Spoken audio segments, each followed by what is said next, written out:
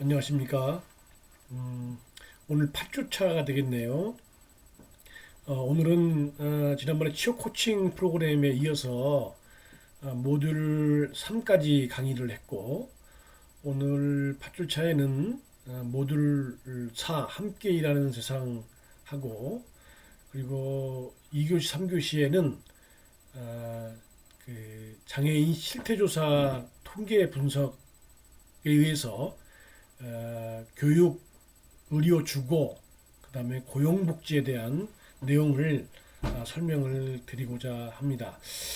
오늘 학교에서 방침을 보니까 오늘 1학기에는 다 온라인 교육으로 이 학생들하고 동의가 되면 온라인 교육을 해도 괜찮다고 이렇게 발표가 났는데 저희 강좌는 30명 이하 강좌이기 때문에 여러분들이 동의를 하시면 또 대면도 할 수 있고 저희 바람은 이제 그 장애인 복지관이나 장애인 시설에 그쪽에도 개방이 된다면 여러분들이 단 열 몇 시간이라도 봉사활동을 실습을 하는 것이 바람직하지 않겠나 싶어서 우리가 지금까지 학습을 통해서 배운 내용들과 또 직접 그 봉사기관에 여러분들이 방문해서 실제로 봉사활동하는 것과는 물론 또 차이는 있겠지만 그 배움을 토대로 해서 그 시설에 가서 활동을 하게 되면 상당히 여러분들에게 도움을 줄 거라고 생각을 합니다. 아무튼 이번 주가 5월 첫째 주니까 한 2, 3주 정도 추이를 보고 그쪽 그 장애인 시설이나 복지관 그 자원봉사 사회복지사들하고 제가 통화를 좀 해서 언제부터 장애인들이 그 복지관에 그 서비스를 받으러 나와야지만 우리가 또 봉사활동을 할 수 있는 거거든요. 그래서 언제부터 장애인 복지관이 개관이 되며 또 장애인들이 나와서 활동을 하는지 여부에 판단을 해서 여러분들이 대면 강의를 할지 아니면 직접 봉사 활동을 나가서 활동을 할지 2, 3주에 걸쳐서 결정하도록 하겠습니다. 저의 바람도 아마 여러분의 바람도 우리가 당초에 컬리큘럼에 있듯이 장애인 시설이나 복지관에 방문을 해서 봉사활동하는 것이 아마 좋다고 생각을 아마 다 할 겁니다. 그래서 저도 그쪽 방향으로 노력을 할 테니까 일단 2, 3주 정도 추이를 보고 제가 단톡을 통해서 공지하도록 하겠습니다. 이번 주에는 모듈 4에 대한 강의와 아까 말씀드린 교육, 의료, 주거, 고용복지에 대한 강의를 하고 다음 주나 그 다음 주까지는 아마 인터넷 강의를 해야 되지 않겠나 이렇게 생각을 합니다만은 어떻든 단톡을 통해서 여러분들의 의견을 받고 그 인터넷 강의를 계속적으로 하는 것이 좋은지 한번 의견을 하도록 하겠습니다.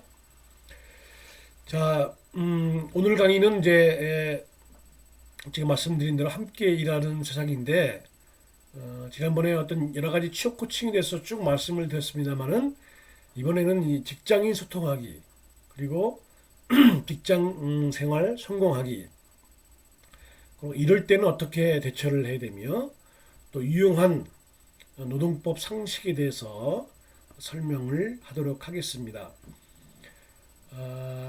이 직장인 소통하기, 성공하기 이럴 땐 어떻게 여러 가지 상식에 대한 문제는 이거는 뭐 중장년층에 대한 장애인뿐만 아니라 우리 학생들도 상당히 유용한 그러한 정보이고 또 여러 가지 그 대화법이라든가 심리적인 어떤 그런 것들이 담겨져 있기 때문에 꼭 장애인용이라고 생각하지 마시고 이것도 나한테 필요한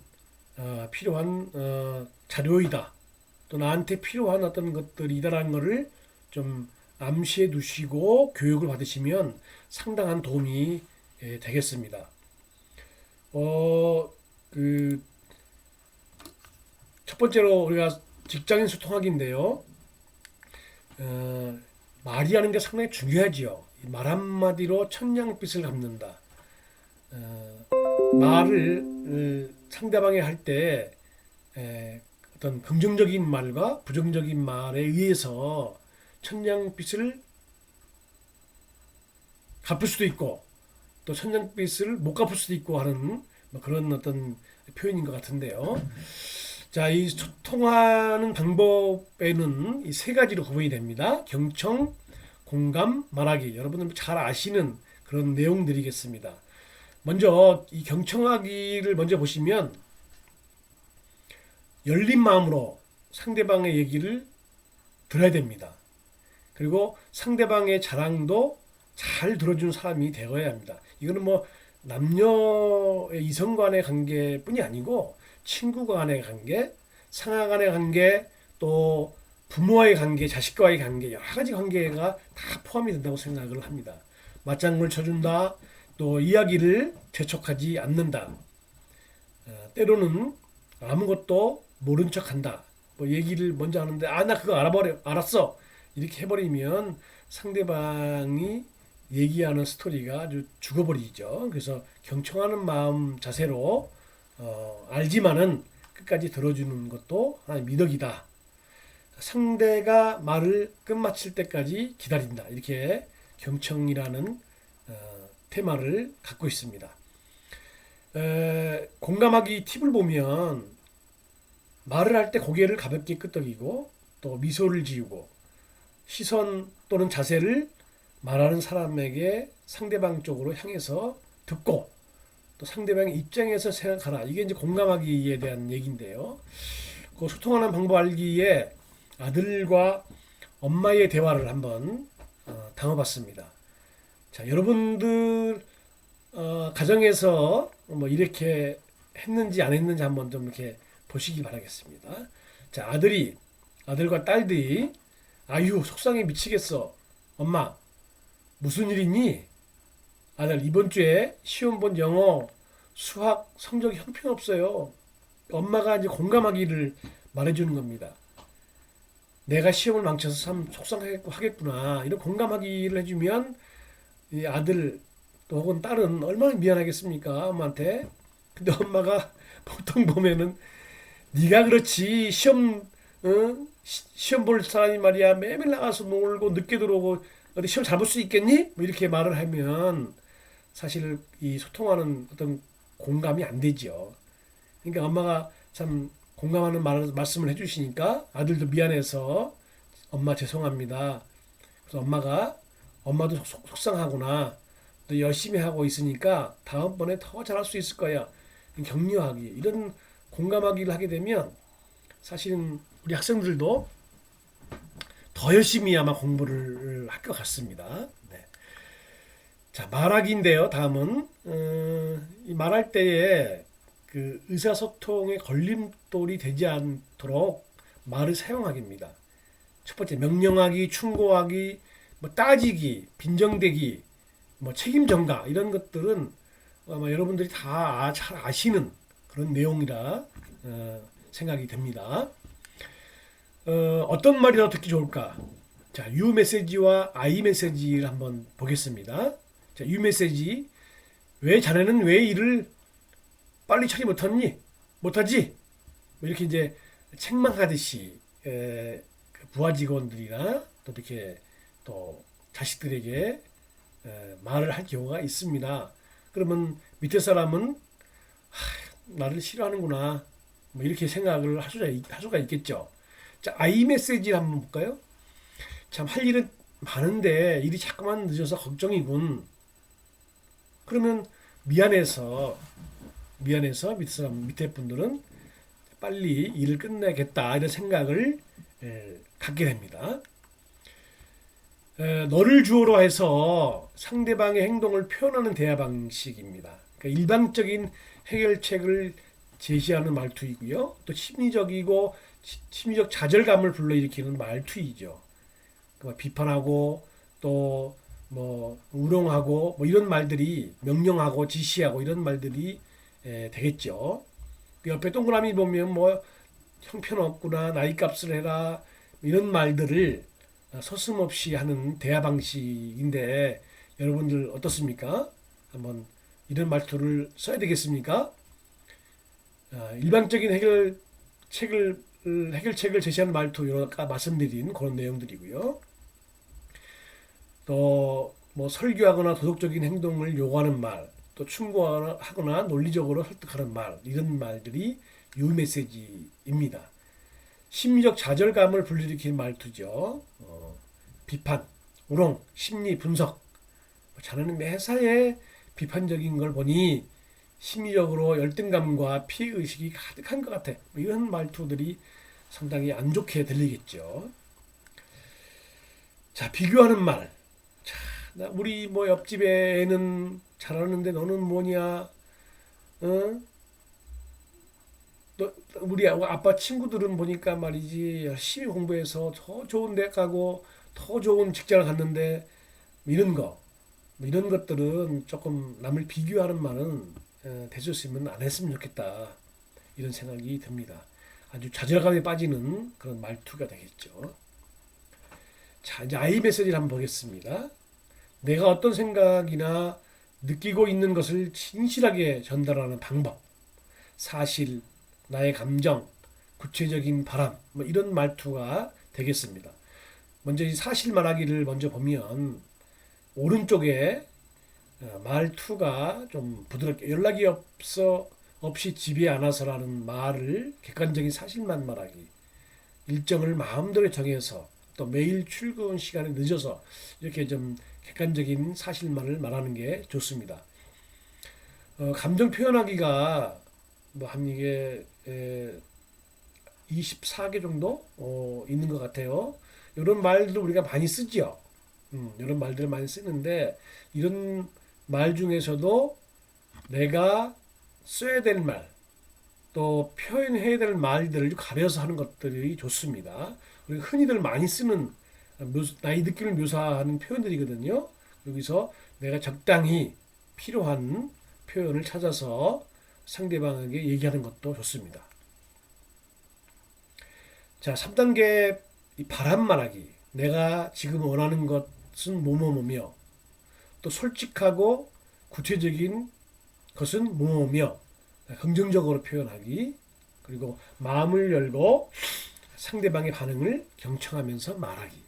이런 말투는 사실은 우리가 장애인들에게 교육할 필요성도 있지만 우리 학생들 또 우리 뭐 대화하는 사람들, 친구들, 부모들 이게 다 교육이 필요한 것 같습니다.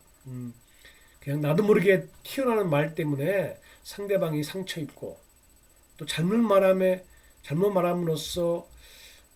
어떨 때는 뭐 살인까지 일으키는 뭐 그런 말투도 있긴 있는데 상대방에게 좋은 말을 해주면 상대방도 반대로 이렇게 좋은 말을 할 것이다.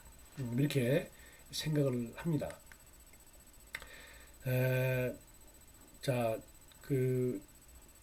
좀 아까 말씀드린 대로 사실과 또 감정, 그 다음에 바람이죠. 이런 것들을 좀 잘 어울려서 말씀을 해 주시는 것도 좋겠다.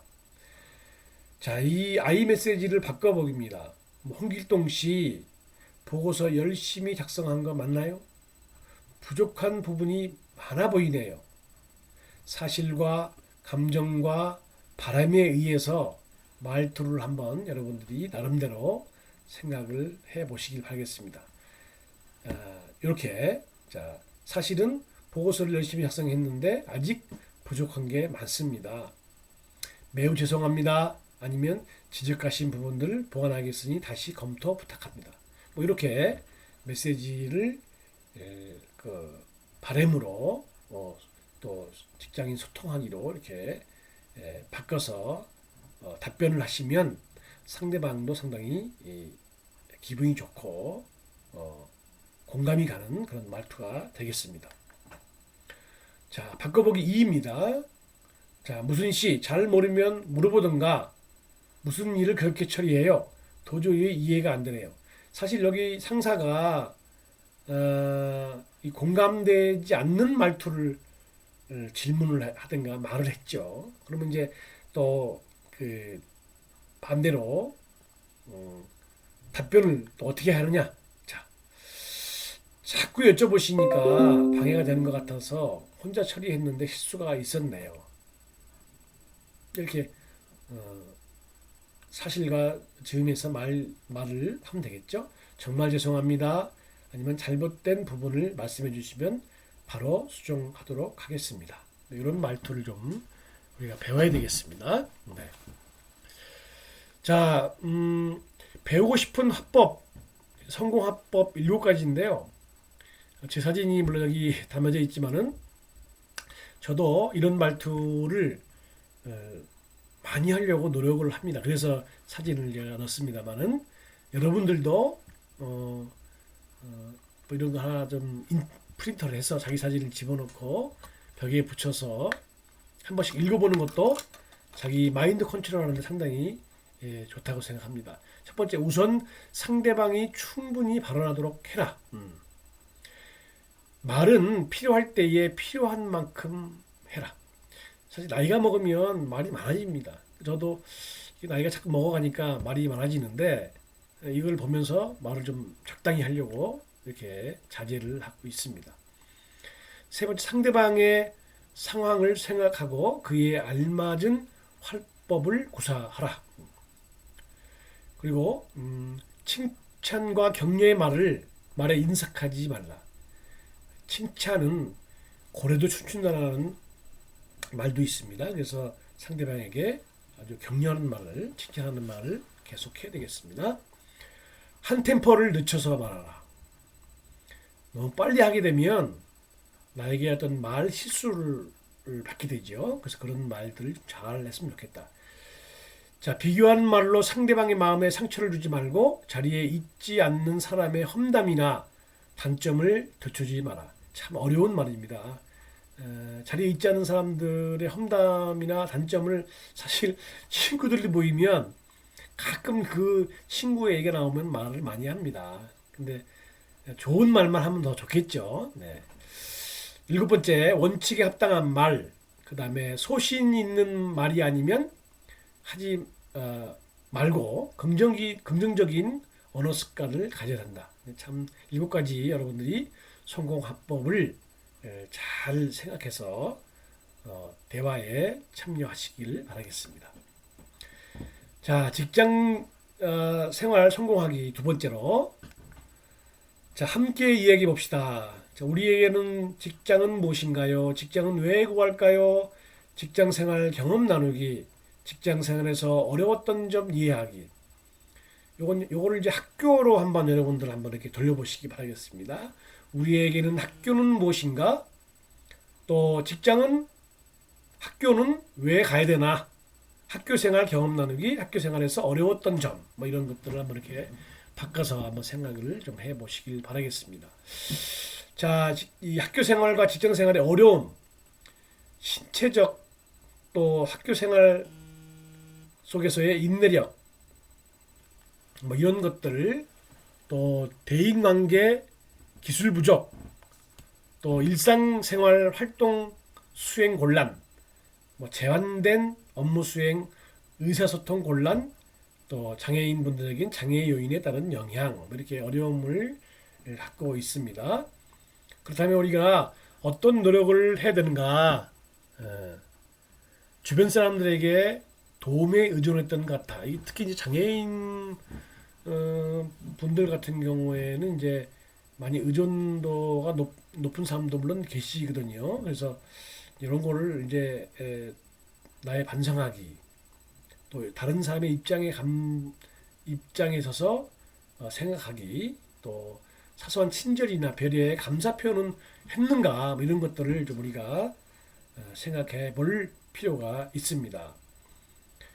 나와 함께 일하는 동료들과 생각해 보기. 이걸 학교로 한번 바꿔서 한번 학교 학생들, 친구들과 생각하기.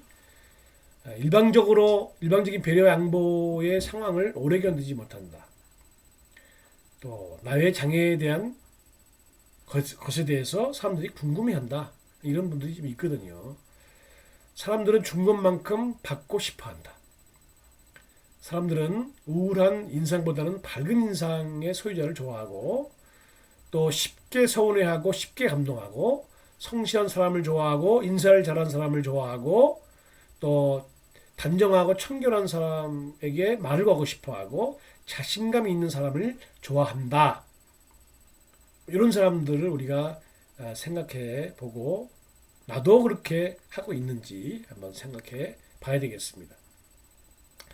이거는 이제 장애인분들한테 하는 얘기인데 장애로 인해서 피해의식을 버려야 됩니다. 장애 사람들은 당신의 생각만큼 장애에 대해 크게 관심을 갖고 있지 않는 경우가 많거든요.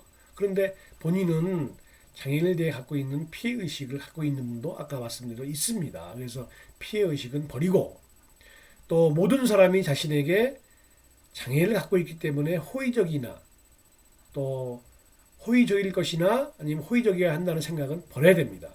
그래서 당신만의 자기만의 착각 기수가 있겠고 나도 똑같은 인간이기 때문에 같이 대한다 이런 생각을 가져야 된다라는 그런 말씀입니다.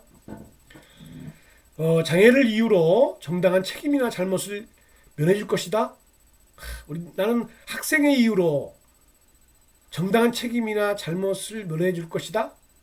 이런 생각을 갖고 있는 학생들도 있는 것 같고요. 장애를 갖고 있는 분도 있는 것 같습니다. 이제는 서로 이제 여러분들 졸업을 하고 또 직장에 가면 이제 학교와 직장과는 상당한 차이가 있습니다. 내가 져야 되는 모든 잘못은 내가 책임을 져야 되는 것이 사회입니다. 그렇기 때문에 이것만큼 우리가 안 했으면 좋겠다라는 말씀을 꼭 드립니다. 아무리 마음이 상하더라도 당신들이 장애를 아느냐 이런 또 말씀을 하신 분이 계시는데 저도 한 10년 전, 2, 3년 전에 이 말투 때문에 엄청난 상처를 입었습니다. 저도 이제 그때만 해도 벌써 한 20여 년 장애인 복지를 한 사람으로서 장애인 업무를 하고 있는데 장애인 한 분이 당신이 장애인도 아닌데 장애를 아느냐 이런 말씀을 저한테 상당 기분 나쁜 터로 말씀을 하시길 좀 엄청난 서운함과 또 그동안에 장애인 복지를 해온 사람으로서 사회복지사로서 엄청난 충격을 받았습니다. 그걸 극복을 몇 년 동안 했지만 이런 말들은 진정 안 해야 됩니다. 그래서 그 장애를 아느냐고 몰아붙이는 것은 상당히 잘못된 생각이라고 생각을 합니다. 자, 사람들에게 근면 성실하지 못한 태도 이게 안 좋겠죠. 측은지심 참 나만큼의 고민과 불행감이 가지고 있다 이런 생각을 갖지 않는 것이 좋습니다. 평소 동료들에게 끝까지 돕도록 맡겨두지 말아야 됩니다. 내가 할 수 있는 일은 충분히 내가 해야 된다 이런 말씀입니다.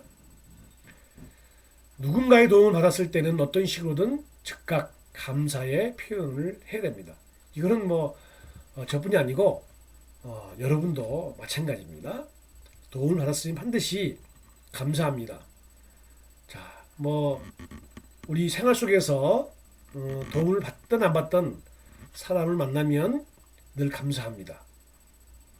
저도 여러분들에게 강의를 하고 있지만 저희 강의를 들어주셔서 감사합니다. 또 여러분들은 저희들에게 강의를 해주셔서 감사합니다. 늘상 우리 일상생활 속에서 이 감사하는 조건을 가졌으면 좋겠습니다. 네, 의상이나 외모, 청결 유지에 남다른 신경을 써라. 휠체어 탄 사람은 신발이 필요 없습니까? 사지마비가 있는 사람은 고무줄 운동복만 입어도 됩니까? 식기가 불편함으로 다수의 몸 냄새는 어쩔 수가 없습니까?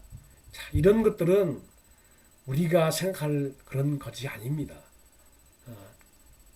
다시 말씀드리면 장애인 분들도 같은 인간인 사람이기 때문에 똑같이 신발도 신어야 되고 옷도 잘 입어야 되고 또 잘 씻어야 되고 이런 것들을 잘 해야 됩니다. 사람들이 나의 장애에 대해 궁금해할 때 과민하게 반응하지 마십시오. 제가 지지난 시간인가 한번 외국의 운동선수들을 한번 예를 들었습니다만은 외국에 나가면 운동선수들은 이 목발 착용해서 스프린터 뭐 이런 것들을 착용하면 긴 바지를 안 입습니다. 그냥 짧은 바지 입고 그냥 달리기를 하고 운동 경기를 합니다. 근데 우리나라 선수들은 그때 한 20년 전에 나가서 보면 긴 바지를 꼭 입고 다니거든요. 왜? 과민한 반응일 땐 그렇죠. 창피하다는 거죠. 그런데 그럴 필요가 없습니다. 이제는 많이 우리가 장애인분들도 또 심리적으로 과민한 반응이 없어졌던 부분도 많지만은 아직도 그런 부분들이 있지만 이런 과민한 반응을 표현할 필요가 없습니다. 뭐 장애가 이제 선천적인 장애보다는 후천적인 장애가 많기 때문에 그런 부분들을 충분히 생각을 해야 된다. 그런 말씀을 드리겠습니다. 자, 시간이 또 됐습니다. 그래서 이럴 땐 어떻게 하는 이런 문항은 또 2교시 때 진행하도록 하겠습니다. 2교시 때 만나겠습니다.